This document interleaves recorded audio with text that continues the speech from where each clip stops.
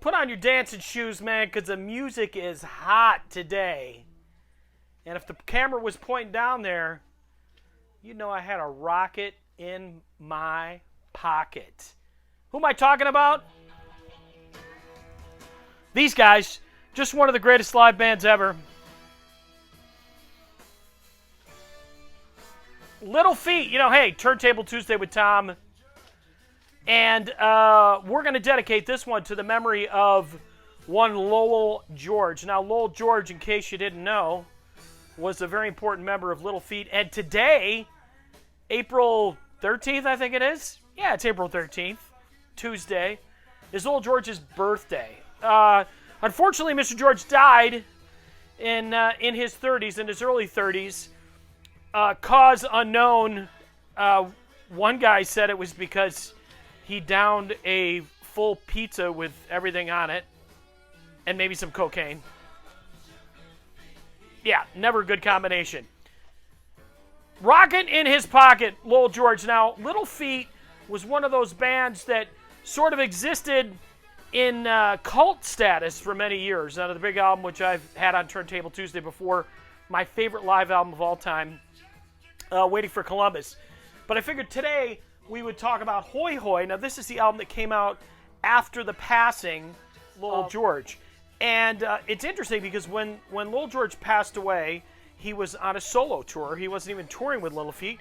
He was playing a bunch of his Little Feat material, as many solo artists do, when they first get out on the road and they don't have a lot of solo albums under their belt.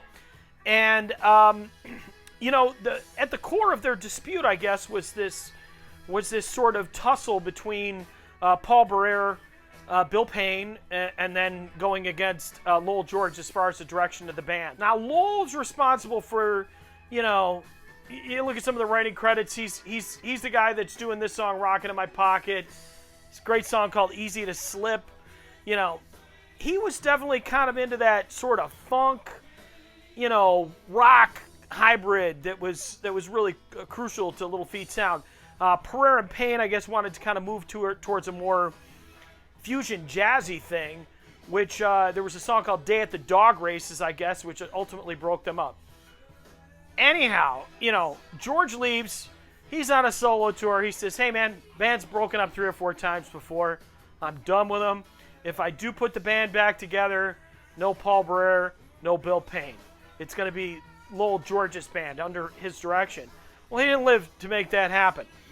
So after he passes away, of course, when somebody passes away, what do record companies do? They figure out a way to get one more album out of them. If you're lucky enough to be a good musician, when you die, there'll be some stuff left for people to capitalize on your death, because nobody sells records better than when they're dead. Ask Jimi Hendrix. He'll tell you, if he could. This one comes out afterwards. It's called Hoy Hoy. It's an interesting combination of some stuff that maybe wasn't as familiar as some of the stuff in Waiting for Columbus. Got a bunch of live cuts on it. There's a pretty cool version of Linda Ronstadt singing "All That You Dream" at a Lowell George tribute concert. But ultimately, it really came down to this, is that Little Feat finally becomes popular when they do the Waiting for Columbus album. Then Lowell George dies. Then they say, give us one more album, please. And they did. Now, as many of you know, the story didn't end there. Little Feat was broken up for 10 years. Eventually, Bill Payne, Paul Barrere, and all the surviving members get together.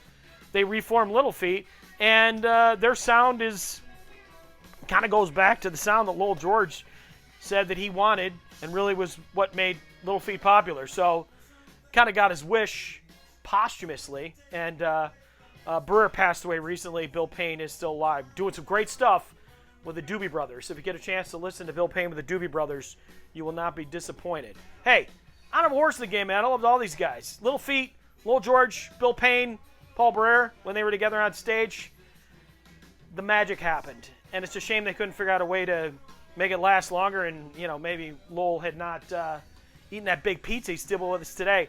Another factoid about Lowell George for you Grateful Dead fans. Lowell is the producer of the band's Shakedown Street album. So, one of my favorites. I mean, the song Shakedown Street, I love that song. Love the album. A lot of people kind of wrote it off as, disco dead or whatever, but there's a lot of great material on it. And I think Lowell George did a really good job producing it. Super talented guy, still missed many years later. His daughter's in a band now. If you want to look her up, her name escapes me, kind of like my hair has escaped me as well. But if you're going to check out a Lowell George era album, honestly, even though this is kind of a 2-album compilation of stuff, it's great stuff. Honestly, there's not a dud on here. This doesn't seem like the guy died, so let's just put something on a record. And yeah, that's all I got to say. Turntable Tuesday with Thom. Happy birthday, Mr. Lowell George. We miss you, man. I can't imagine how much more great music you could have provided us had it not been for Pizza Hut or whatever roadside pizza joint did you in, and the cocaine dealer. Turntable Tuesday with Thom. I'll see you next Tuesday, of course. And don't forget, check out my other show on YouTube, co-starring my son Trevor Jennings, Heavy Rotations. Look it up. You won't be disappointed. See you next Tuesday.